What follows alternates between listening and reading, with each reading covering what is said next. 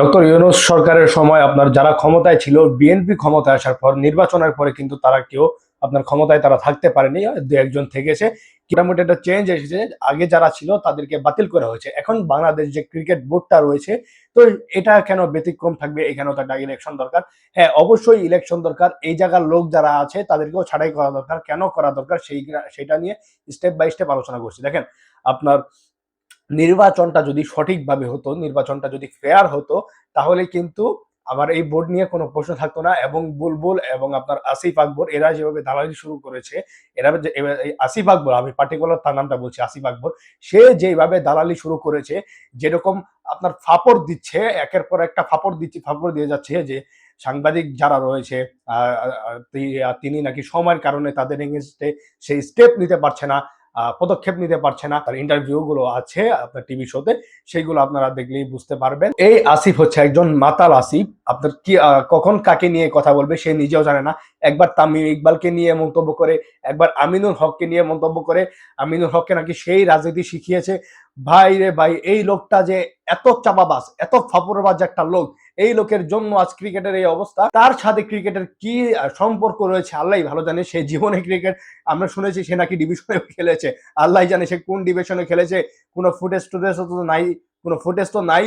আর কোনো সাংবাদিক আজ পর্যন্ত বলে নাই ভালো করে। কোনো সাংবাদিক আজ পর্যন্ত স্পষ্টভাবে ক্লিয়ার ভাবে কিন্তু বলে নাই যে আসিফ এই যে ক্রিকেট খেলেছে, এই সময়টা ক্রিকেট খেলেছিল। ওইরকম কোনো প্রমাণ নেই, তার মুখেই শোনা যায় সে নাকি ক্রিকেট খেলেছে। যাই হোক, সেগুলো ভাই আমরা পিছিয়ে রাখি।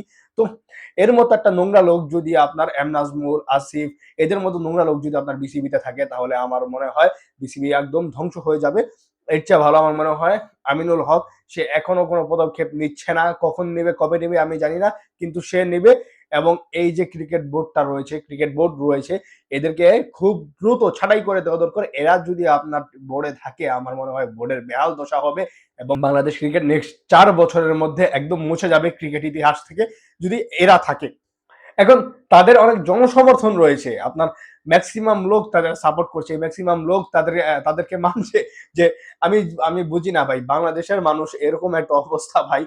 কেউ যদি তাদের মতো করে মন্তব্য করে, তাদের মতো করে যদি তারা যেভাবে কমেন্টস করে, এইরকম ভাবে যদি একটা মন্তব্য করতে পারে, তাদের কোনো ক্ষমতাবান ব্যক্তি যদি তাদের মতো করে মন্তব্য করতে পারে, তখন তাকে তারা আকাশে উঠিয়ে দেয়। এটা আমাদের বাংলাদেশের মানুষের এই সমস্যা।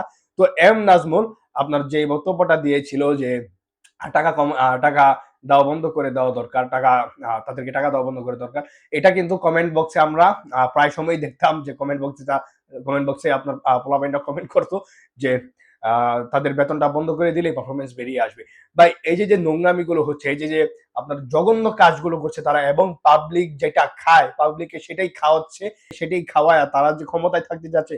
ভাই, আপনি টিকতে পারবেন না। যখন ক্রীড়া মন্ত্রী আপনার আমিনুল হক যখন আপনার এইগুলোর এগেনস্টে আপনার পদক্ষেপ নিবে, তখন আপনি টিকতে পারবেন না। এবং আমিনুল হকের কাছে আমার একটাই চাওয়া, যাতে এই বোর্ডটাকে যেন ভেঙে দেওয়া হয়। কারণ ডাক্তার ইউনূস সরকারের সময় যে বোর্ডটা ছিল, এই বোর্ডটা আপনারা জানেন আসিফ মাহমুদ তারা কিভাবে নির্বাচন করে তারা বোর্ডটা বানিয়েছে। সেখানে তামিম ইকবাল আপনার সেই ইলেকশন থেকে সরে গিয়েছে। তো যেই বোর্ডের মধ্যে ইলেকশনই ফেয়ার হয় না, ইলেকশন ফেয়ার না হলে সেই বোর্ড থাকার কোনো মানেই হয় না। আমার মনে হয় খুব দ্রুত এদেরকে ভেঙে দেওয়া দরকার এবং নতুন বোর্ড গঠন করা দরকার, নতুন ইলেকশন করা দরকার। কারণ বিএনপি ক্ষমতায় এসেছে, এই বছরে আপনার নির্বাচন আয়োজন করা দরকার। এই বছরই তো হবে। তারা যদি আরো 1 বছর থাকে, ক্রিকেটটাকে একদম নাই বানিয়ে ফেলবে। তো আর আপনাদেরকে যেটা খাওয়ানো হচ্ছে, আপনারা খেতে থাকেন। পরবর্তী যখন ঝামেলা হবে, যখন ক্রিকেটটাই একদম নাই হয়ে যাবে, তখন ভাই আপনারা বুঝেন ঠেলা কারে কয়। এই আসিফ আকবরের মতো নোংরা নিকৃষ্ট মাদক আসামি রিমান্ডে গিয়েছিল গান চুরি করার মামলায় আপনার তাকে জেলে নেওয়া হয়েছিল।